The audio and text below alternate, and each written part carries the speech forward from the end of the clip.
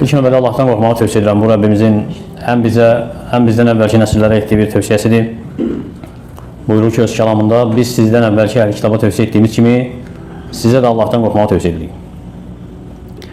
Və buyurub Rəbbimiz öz kəlamında bizə xitab edərək: "Ya eyyuhellezine amenu ittaqullah ve litanzur nefsun ma qaddamat ligadin vettaqullaha innallaha xabirun bima ta'malun." Ey iman gətirənlər, Allahdan qorxun və hər bir nəfs sabahçı günə nə hazırladığına baxsın. Sabahçı günə, yəni qiyamət gününə. Allahdan qorxun, həqiqətən Allah Teala etdiklərinizdən xəbərdardır.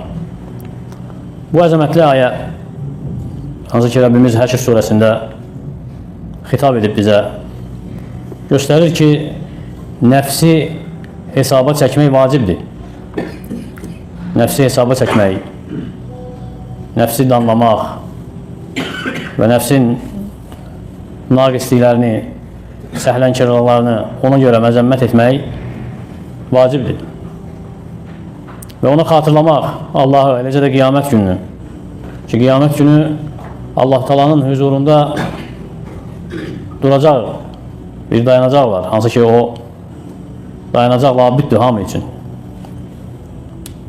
Və o günün yaxın olmasını Allah Teala işarə edir öz kəlamında və açıq aydın bildirir. Deməsi insinən ki, "Vəlitandur nəfsun mən qaddəmət liğad." Nəfs sabahçı günə nə hazırladığına baxsın. Qiyamət gününü sabahçı gün adlandırır Allah Teala. Və qiyamət günü də gələn gözlənilən bir gündür, hansı ki gələcək və qaçılmazdır, labüddür ki olacaq və qul dayanacaq Rəbbinin huzurunda və Rəbbi ondan soruşacaq, hesaba çəkəcək. Bu dünyada, bu həyatda nə hazırlayıb digər həyatı üçün, o əbədi həyatı üçün. Onun üçün xeyirlidir insan üçün ki, öz nəfsini hesaba çəksin. Nə qədər ki hesaba çəkilməyib, əməllərini ölçsün, Rəbbinin huzurunda dayanacağı gün üçün hazırlaşsın, nə ərz edəcək Allah Teala'ya. İmam Tirmizi rəvayət edir, Şəddad ibn Avs'dan, o da Peyğəmbər sallallahu aleyhi və səlləmdən deyir ki, sallallahu aleyhi və səlləm: "Əl-keyyusu mən dənə nəfsəhu və amilə limə bə'dəl-məvt." Ağıl sahibi və zəkalı o insandır ki, ölümdən sonraki gün üçün və ölümdən sonraki əhval üçün əməl edər. "Vəl-acizu mən ittəbə nəfsəhu həvə." Aciz isə odur ki, nəfsini havasına tabi edər. "Və təmənnə aləllâh." Və Allah'a arzularla yaşayar. İmam Tirmizi deyir ki, rahiməhullah, mənası oldu ki, mən dənə nəfsəhu, kim nəfsinə qayıdarsa, yəni ağıl sahibi nəfsinə qayıdarsa, yəni bu dünyada nəfsini hesaba çəkərsə, qiyamət günündən qabaq. Ona görə Ömər Xattab radiyallahu anhudan nəql olunan əsərdə deyir ki, "Həsibu anfusakum qablə ən tuhəsəbu." Hesaba çəkilməmişdən özünüzü hesaba çəkin. "Və təzəyyənu lil-aqdil əkbar." O böyük ərz günü üçün bəzənin. Yəni ərz edəcəksiniz o böyük ərz günü Allah Teala'ya, o gün üçün bəzənin. "Və innəmə yaxiful hisabu yevməl qiyamə alə mən həsəbə nəfsəhu fid-dunya." Həqiqətən qiyamət günü hesabı yüngül olanlar bu dünyada nəfslərini hesaba çəkənlərdir. Və Allah Teala hesaba çəkəcək bizi, bəli, hər bir şeyi, istər kiçik, istər böyük. Hətta zərrə qədər olsa belə, hər bir şeyin hesabı veriləcək. "Fəmən ya'məl mithqalə zərrətin xeyran yara." Kim zərrə qədər yaxşı iş görübsə, görəcək əvəzini. "Və men ya'məl mithqalə zərrətin şerran yara." Və kim zərrə qədər, miskal zərrə qədər şər görübsə, onun əvəzini görəcək. Ona görə salamat qəlbli olan, düzgün, salamat düşüncəli olan başa düşür ki, bilir ki, Allah Teala'nın nəzarətindədir. Aleyhisselamullah. Və onu Aleyhisselamullah xilas edən yalnız nədir? Nəfsinin hesaba çəkməsidir bu dünyada. Aldığı nəfəsdən tutmuş əzalarının hərəkətinə kimi nə edib, nə danışıb. Və mümin ağıl sahibidir. Nəfsini hesaba çəkəndə nədə hesaba çəkər? İtayətdə. Baxar ki, necə itayət edib Allah Teala'ya. Allah Teala'nın fərzlərini yerinə yetirir, yoxsa yox. Çünki itayət mümin üçün sanki ticarətə girmiş bir kəsin əlində olan mayası kimindir. Asilik isə xəsarətdir bu ticarətdə. Günahlar xəsarətdir bu ticarətdə. Qazanc nədir? Nafilə ibadətlər. Və hər bir nəfs bilməlidir ki, aldığı hər nəfəs bu dünyada dəyərli bir cövhərdir. Birincidir, hansı ki, o inci ilə axirət xəzinəsindən nəsə ala bilər. Ona görə də hər sabah namazından sonra qəlbi üçün bir saat vaxt ayırıb nəfsini hesaba çəksə və fikirləşsə ki, onun bu ticarətdə sata biləcəyi mal hansı ki əlindədir, o ömrüdür. Əgər Allah Teala onun canını alsa, o ömrə son versə, o arzulayacaq ki, qaytarsın onu dünyaya, yenidən salih əməl etmək üçün. Ona görə də nəfsini hesaba çəksin və xeyr arzulasın, xeyri niyyət etsin ki, bu ticarətdə qazananlardan olsun. Fudayl ibn İyad rahimehullah deyir ki, kim nəfsini hesaba çəkilməmişdən öncə hesaba çəkəcəksə qiyamət günü hesabı yüngül olacaq və ona veriləcək suala cavabı hazır olacaq. Dönəcəyi yer, qayıdacağı yer gözəl olacaq və kim nəfsini hesaba çəkməyəcəksə onun peşmançılığı damiyyətdə olacaq. Qiyamət günü o dayanacaqda dayanmağı, hansı ki məhşər meydanında dayanmağı uzun olacaq. Ona görə də nəfsini hesaba çəkməyi onu xeyrə rəğbətləndirir və nəfsini hesaba çəkməməyi əksinə onu pisliyə rəğbətləndirir və ağıl sahibi o kəsdir ki, nəfsini hesaba çəkib danlayır, ölümdən sonraki hal üçün əməl edir, öz eyibləri ilə məşğul olur, onu islah edir. İbn-i Məcə rahimehullah rəvayət edir Abdullah ibn Ömərdən radiyallahu anhudan, deyir ki, Peyğəmbər sallallahu aleyhi və səlləmlə bircə idim və bir ənsarlardan bir kişi gəldi. Peyğəmbər sallallahu aleyhi və səlləmin yanına dedi ki, əyyül mümininə əfdal, hansı mömin daha əfsəldir? Dedi ki, sallallahu aleyhi və səlləm əhsənuhum xuluqa, əxlaqı ən gözəl olan. Sonra dedi ki, əyyül mümininə əqyəs, hansı mömin daha ağıllıdır, yəni daha zəkalıdır? Dedi ki, sallallahu aleyhi və səlləm əktəruhum lil-məvti zikra və əhsənuhum limə bə'dəhu isti'dadə, uləykəl əqyəs. O kəslər ki, ölümü daha çox xatırlayırlar və ölümdən sonraki əhval üçün əməl edirlər, onlardılar ağıl sahibləri, onlardılar ağıl sahibləri. Və rəvayət olunur İmam Nəsaidən nəql edir Həsən el-Basridən rahimehullah, deyir ki, həqiqətən mömin öz nəfsinin öhdəsindən gələndir. Öz nəfsini hesaba çəkər Allah üçün və qiyamət günü hesabın yüngül olması bu insanın öz nəfsini bu dünyada hesaba çəkməsinə bağlıdır və qiyamət günü hesabın ağır olması insanın bu dünyada bunu tərk etməyi, bu hesaba çəkməyi tərk etməsidir. Və deyir ki, qul xeyr içərisində olmaqda davam edər, nə qədər ki öz nəfsinə muizə edər, yəni nə qədər ki öz nəfsinə xatırlama edər. Ona görə də sonra deyir ki, hesaba çəkmək qulun iradəsindəndir, qulun iradəsindəndir, istəyindəndir. Və gəlib Meymun ibn Məhrandan deyir ki, kişi müttəqilərdən sayılmaz, yəni Allahdan qorxanlardan sayılmaz ta ki nəfsini hesaba çəkməyincə. Necə hesaba çəkməyincə? Şərikini hesaba çəkməyincə, şərikini necə hesaba çəkir? Kişi nəfsini elə hesaba çəkməyincə müttəqilərdən olmaz. Çünki bilməlidir yeməyi hardandır, geyməyi hardandır, içməyi hardandır, halaldandır, yoxsa haramdandır. Və Səhl ibn Abdullah deyir ki, mömin daima Rəbbinin nəzarətində olduğunu dərk edir və nəfsini hesaba çəkir və axirət üçün də aziqə götürür.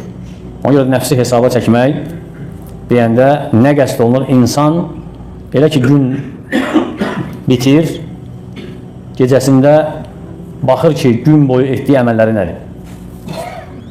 Gecə baxır ki gündüz etdiyi əməlləri nədir?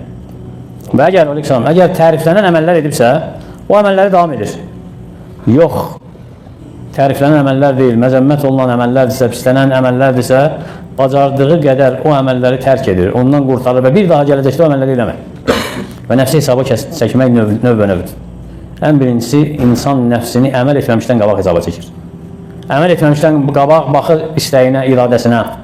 Baxır ki, əməl etmək edəcəyi əməl hansı əməldir? Etsin, yoxsa tərk etsin. Qərar verəndən sonra o əməli etsin və ya dayansın. Həsən rahimehullah deyir ki, qul iradəsində dayanmalıdır. Yəni bir əməl etmək istəyirsə dayanmalıdır. Əgər Allah üçünsə edəcək. Yox, əgər qeyrisi üçünsə gecikdirəcək. Amma ikinci növ nəfsi hesaba çəkmək əməldən sonradır. Əməldən sonra nəfsi hesaba çəkmək. Və o da növbə-növdür. Və 3 növdür bəzi alimlərə görə. Ən birinci nəfsi Allahın itayətində hesaba çəkmək. Baxmaq ki, Allahın itayətində, Allahın haqqında nə naqislik etmirsən, nə də nöqsana yol vermirsən. Və Allah Taala'nın haqları ən əsası 6 şeydə bilinir. İxlasda, Allah üçün nəsihətdə, Peyğəmbərinə tabeçilikdə, gördüyün yaxşılığın şahidliyində və Allah Taala'nın nemətinə şahid olduğunda, eləcə də nədə naqislik etmirsənsə ona şahid olduqda. Ondan sonra nəfsi hesaba çəkirsən. Baxırsan ki, bu 6 şeydə layiqincə yerinə yetirmirsən, Allahın haqqını layiqincə vermirsən, yoxsa yox.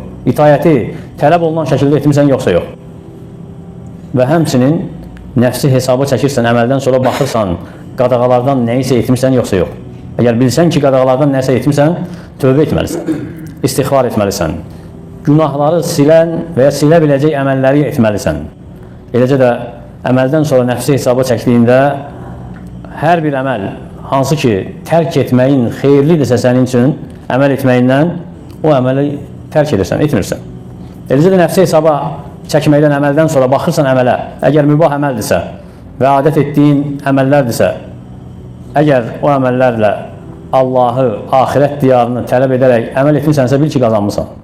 Yox, dünyanı və onda olanı tələsik istəmirsənsə, bil ki, xəsarətdəsən. O qazancdan sənə pay yoxdur. Ona görə İbn Qayyim rahimehullah nəfsi hesaba çəkmək haqqında danışanda deyir ki, ən birinci fərzlərdən başlayırsan. Əleyhissalam. Əgər o fərzlərdə nədəsə naqislik etmirsənsə, onu tamamlamağa çalışırsan. Sonra qadağalara baxırsan. Əgər o qadağalardan nəyisə etmirsənsə, onu tövbə ilə, istiğfarla və günahları silə biləcək əməlləri yerinə yetirməklə düzəldirsən. Sonra baxırsan, nəfsi hesaba çəkirsən nədə? Qəflətdə olan məsələlərdə. Əgər qəflətdə olan bir şeydə nəfsi hesaba çəkirsənsə, onu Allah Taala'nı xatırlamaqla, Allaha yönəlməklə, Allaha üz tutmaqla düzəldirsən. Eləcə də nəfsi hesaba çəkirsən əzaların hərəkətində, dilin danışdığı sözdə, ayağın getdiyində, əlin tutduğunda, gözün baxdığında, qulaqların eşitdiyində, onlarla nə qəsd etmirsən, nə istəmirsən, niyə əməl etmirsən, necə əməl etmirsən. Və nəfsi hesaba çəkməyin səmərəsi əzəmətlidir sahibi üçün. Səmərəsi, bəhrəsi böyükdür. Ən birincisi, bəs edir ki, insan öz eyiblərini görür. Nəfsinin eyiblərini görür, etdiyi xətaları görür, başa düşür. Və bu da bəs edir ki, onu Rəbbinin önündə daha çox zəlil olmağa rəğbətləndirir. Rəbbini daha çox əzəmətləşdirməyə rəğbətləndirir. Etdiyi əmələ görə heç kimə minnət etmir. Əksinə, etdiyi günaha görə özünü günahlandırır və o günah nə qədər az olsa belə o günahın əzəmətli olduğunu dərk edir. Demir ki, az bir şeydir, üstündən keçib getmir. Nəfsini hesaba çəkməklə Rəbbini tanıyır, haqqını tanıyır. Rəbbinin ona qarşı olan lütfünün, fəzilətini, minnətini tanıyır. Rəbbinin neymətləri ilə etdiyi əməli müqayisə edəndə, etdiyi günahı müqayisə edəndə görür ki, etdiyi əməl necə ibəcərdir. Və Rəbbinin ona verdiyi neymətlər necə əzəmətlidir. Lakin onun müqabilində onun etdiyi necə ibəcərdir, necə təhlükəlidir onun üçün. Və başa düşür ki, Allaha itayət ona yaxınlıqdır.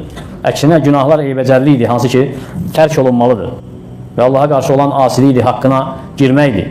Və Allah Taala xatırlanmalıdır, unudulmamalıdır. Şükür edilməlidir, küfr edilməməlidir, nankör olunmamalıdır ona qarşı. Və nəfsi hesaba çəkməklə nəfsini təmizləyir, nəfsini pak edir. Allah Taala buyurur ki, qad əfləhə mən zəkkəhə. Nəfsini təmizləyən uğura çatdı. Və qad xabə mən dassəhə. Və onu təmizləməyən xəsarətə uğradı. Məlik ibn Dinar rahimehullah deyir ki, Allah rəhm etsin o qula ki, öz nəfsinə dedi ki, ələstə sahibu kədə, ələstə sahibu kədə. Öz nəfsinə dedi ki, məgər bu əməlin sahibi sən deyilsən, bu əməlin sahibi sən deyilsən, sonra danlayar nəfsini və sonra nəfsini üzəngisini əlində tutar və Allahın kitabına sarılar və onu ilə nəfsini idarə edər. Və nəfsi idarə etmək, nəfsi hesaba çəkmək, olduğun haldan daha əfsələ çevrilmək üçün, daha yaxşı hala düşməyin üçün ən münasib olandır mömin üçün. Ona görə keçmişində olan xətalarından istifadə etməyən, keçmişində olan xətalarından ibrət götürməyən xeyir yoxdur onda. Əgər görürsə ki, keçmişdə xətaları var, hansı ki o xətalar Allah Taala'nın qadağalarıdır, asiliklərdir, günahlardır, onları bilib, onlardan tövbə etməyən, onlardan dönməyən və ibrət götürməyən halından xeyir yoxdur onda. Allah Taala müttəqiləri vəsf edəndə necə vəsf edir? وَالَّذِينَ إِذَا فَعَلُوا فَاحِشَةً. O kəslər ki, bir pozğunluq edəndə, bir pis əməl edəndə, أَوْ ظَلَمُوا أَنفُسَهُمْ və öz nəfslərinə zülm edəndə, ذَكَرُوا Allahı xatırlayarlar. فَاسْتَغْفَرُوا لِذُنُوبِهِمْ. Günahlarından bağışlanma diləyərlər. وَمَنْ يَغْفِرُ الذُّنُوبَ إِلَّا اللَّهُ. Məgər günahları Allahdan başqa bağışlayan var? وَلَمْ يُصِرُّوا عَلَى مَا فَعَلُوا وَهُمْ يَعْلَمُونَ. Və bildikləri halda etdikləri üzərində israrlı olmazlar. Budur möminlərin vəsfi, müttəqilərin vəsfi, hansılar ki, nəfslərini hesaba çəkirlər, hətta günah etdikdən sonra belə. Ona görə günahdan uzaq olmaq, günah etdikdən sonra, günahı tərk etmək, gələcəkdə etməmək, o da nəfsi hesaba çəkməkdəndir. Ona görə sələflər, baxsaq onların həyatına, görür ki, nəfsi hesaba çəkmək haqda onların həyatından bizə nəql olunan hadisələr, baxmayaraq hadisələrdir, hekayələrdir, lakin hədəf nədir ondan? Hədəf xatırlamadır. hədəf xatırlamadır ki, onlar necə nəfslərini hesaba çəkirdilər, necə qorxurdular Rəblərindən, onun huzuruna çıxacağı gündən. İmam Əhməd Öz-Zuhd kitabında, eləcə də İmam Məlik Ənəs ibn Məlikdən Muvattada rivayət edir ki, eşitdim Ömər Xattab radiyallahu anhu bir gün deyirdi. Deyir ki, Ənəs ibn Məlik, onunla bir gün çıxmışdım. Hətta bir həyətə daxil oldu və eşitdim, deyir. Və mənimlə onun arasında o həyətin divarı var idi. Deyirdi ki, Ömər Xattab, möminlərin əmili, yaxşı. Sonra isə deyir ki, Allaha and olsun ki, ya Allahdan qorxacaqsan, ey Xattabın oğlu, ya da ki, sənə əzab veriləcək. Öz nəfsini hesaba çəkirdi, baxmayaraq, fəzilətdə, necə fəzilətlər gəlmişdi. Cənnətlə müjdələnlər idi. Lakin nəfsini danlayırdı. Və gəlib bir rivayətdə ki, bir kişiyə zülm etdiyini zənn edəndən sonra Allah Teala'ya dua edir, deyir ki, Yəbnəl Xattab, ey Xattabın oğlu, Kunta vadiyən fərafəək Allah.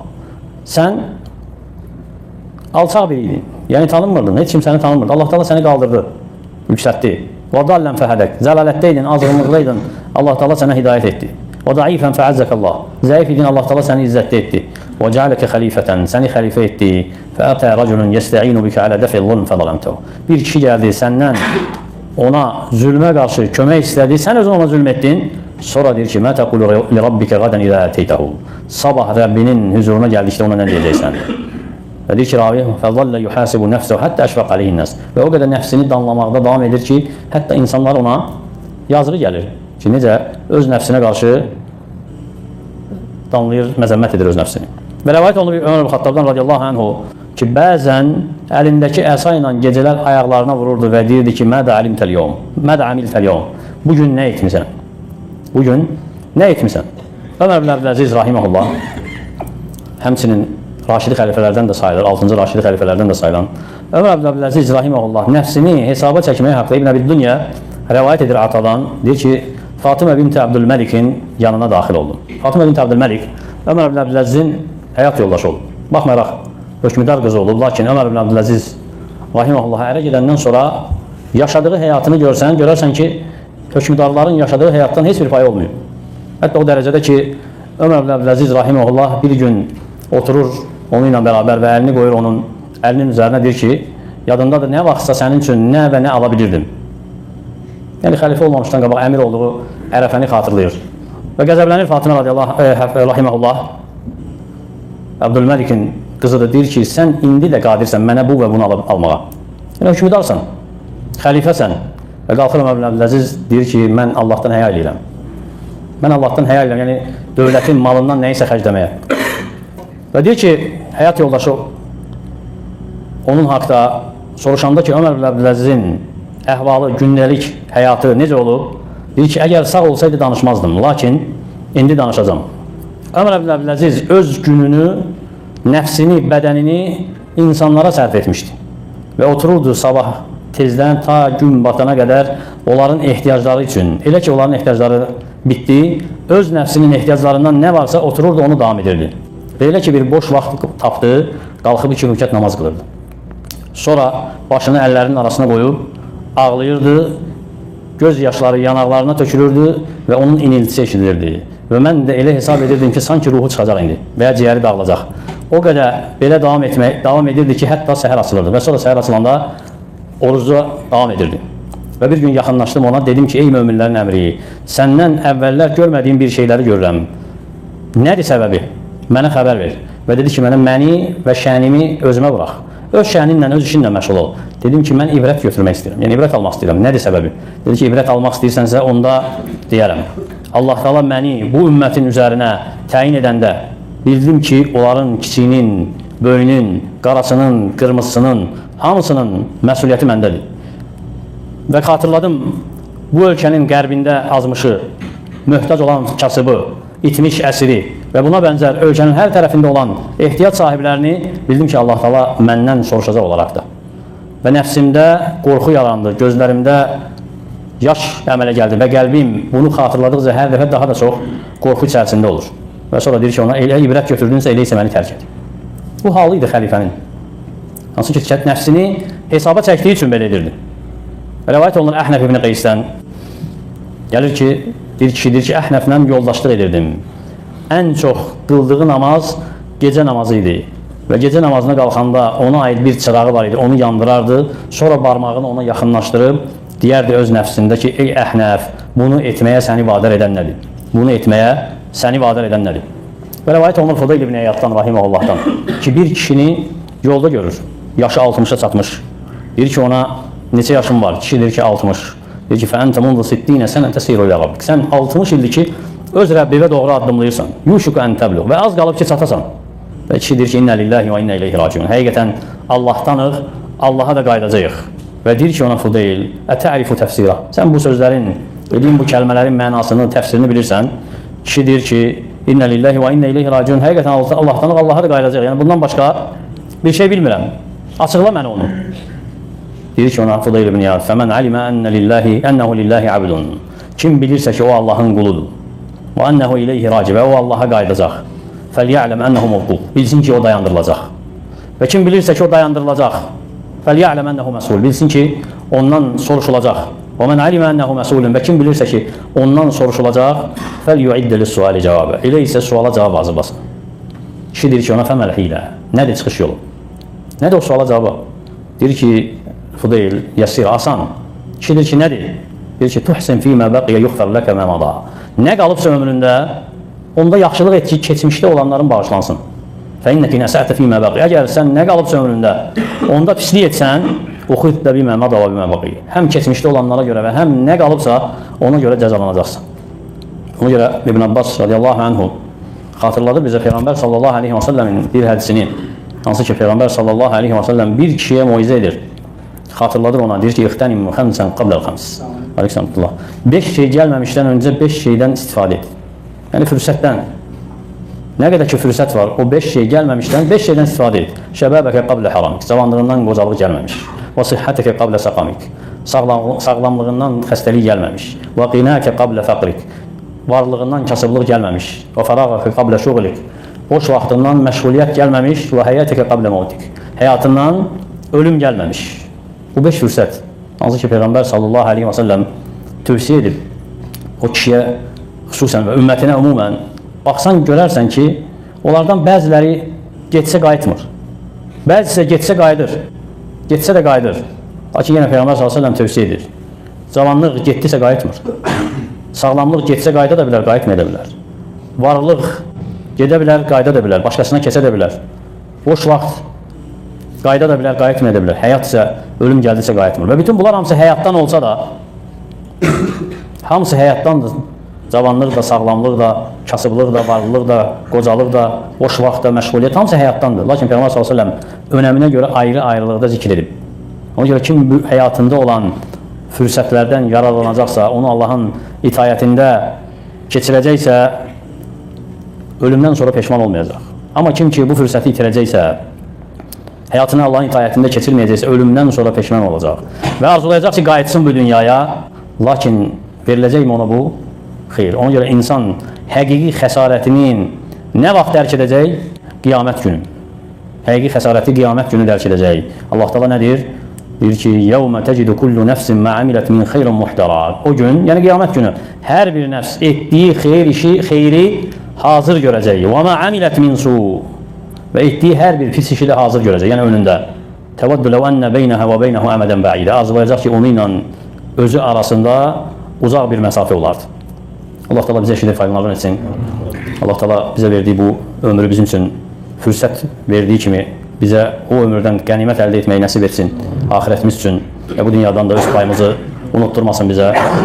Əqulu mə təsmə'un və əstəğfirullaha li və ləkum və lisəiril musliminə min kulli dən fəstəğfiruhu innəhu ğafurur rəhim. Peyğəmbər s.ə.v deyib, kim səhər 7 əcvə yersə, o sehirdən qorunar. Bəzi alimlər deyirlər ki, şərt deyil əcvə olsun. Məsələn, Şeyx İbn Baz rahimehullah deyir ki, hər bir xurmaya aid. Hər bir xurmaya gəlir insan niyyət edib yersə 7 xurmanı sehirdən qorunar. Amma hədisdə keçən əcvədir. Əfsəldir ki, əgər istəyirsənsə əcvə ilə et onu. Əcvə də xurma növüdür. Hər səhər, bəli. Sehr olunanın müalicəsi gəlib ruqiyyə ilə və ya sehr edilən əşyaları tapıb dağıtmaqla. Ruqiyyə kömək eləmir, belə bir anlayış yoxdur. Baxmaq lazım kim ruqiyyə edir və nə ilə ruqiyyə edir. Ona görə insanın öz yaxını ruqiyyə etməsi mühümdür. Çünki əməldə ixlas olacaqsa şəfa tapacaq insan. Amma bəzən görürsən ki, xəstə illərdir kimsə gəlir, oxuyur onu, ruqiyyə edir və ya ruqiyyə adı ilə nəsə edir, xəstə sağalmaq bilmir. Nə üçün? Çünki gələn insanın qəsdi həmin insanın sağalması deyil, onu müalicə edəndə əldə edəcəyi maldır və əldə edəcəyi nəsə bir hədiyyədir.